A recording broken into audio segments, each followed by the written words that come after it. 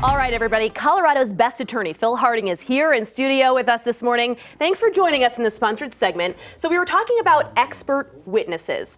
We kind of know a little bit about that, but if you could, tell me more. Break it all down for us. Yeah, I want to talk about expert witnesses and go into what an expert is. Look, they range anywhere from treating doctors, chiropractors, engineers. I've even had a brake technician qualified as an expert. Let me tell you about this one crazy case that I had. Yeah, let's hear it. My client thought that they were stealing crops. And so we used a special expert with satellite photography to show, that there were so much of a yield from crops. It's crazy, but let's go into what an expert is as defined under the Colorado Rules of Evidence. Okay. And it's Colorado Rules of Evidence 702. And what that specifically says is that an expert is qualified by knowledge, skill, expertise, training, or education, may testify thereto in the form of an opinion or otherwise. This is why it's important. Regular witnesses can only testify as to what they saw, what they heard. Okay? Right. An expert can give you an opinion like, I think this person needs this future treatment, or this is what caused the accident. Look, you have to make sure that you have the right expert. Another case that I had, it was a bicycle car accident.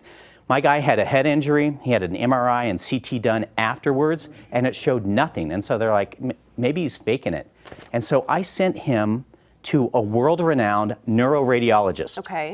You've heard of radiologists, right? Right, yes. So this is the guy that tells boxers when they have to stop boxing. Right. He's out of Vegas. And so he did a special MRI, and that's a 3T MRI. And if you look up here, wow, you see these little lesions, these little dots throughout. And that's called coop contra coop shearing. And so when you have a brain injury, it breaks the neurons, and there are these little vessels that break. And I've got to tell you, no one could see it. You couldn't see it on a regular MRI, so you had to do a 3T. It's a bigger magnet, kind of like if you have an iPhone and it has greater megapixels, right, you can blow it up more. Okay. So that's that. What was the end result with that? We won. Yeah. You won? Yeah. Hey, right. There you go.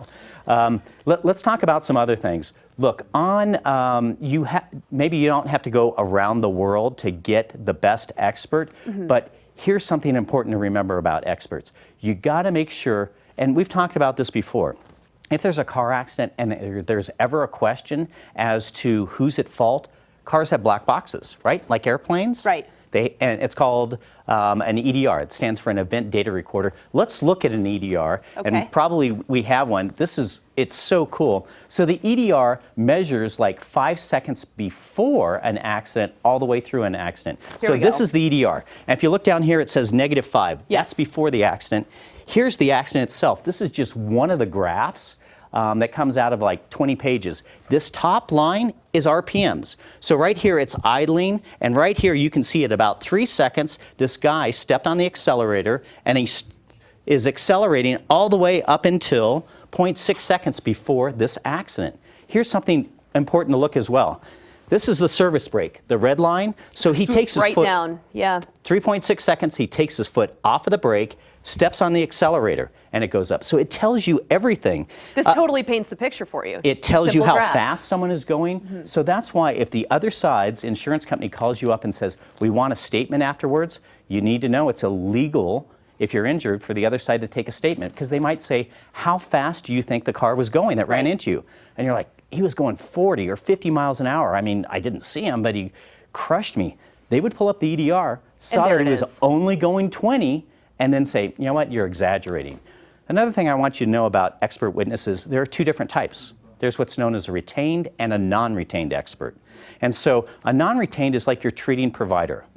Jurors love to hear, for example, if you're in an accident, I want you to see the doctor that you saw before the accident, because jurors want to hear from someone that saw you before and after the accident. If you get a non-retained expert, that's the best thing. A retained one is a hired gun. So like if you hire a doctor afterwards that does treatment and works on a lien, jurors don't like that much. Okay, good to know. You are a wealth of knowledge, my friend. Yeah. All right, there you have it. Phil Harding, everybody. Thanks for coming in studio. We really appreciate you. My pleasure. You guys, to reach Phil Harding and Associates directly, give him a call, 303-762-9500. You can also get a free consultation at any time. That's important to note. You can also find Phil online at hlaw.com. We want to say thank you again to Phil, of course, and his company for sponsoring this segment. Of course.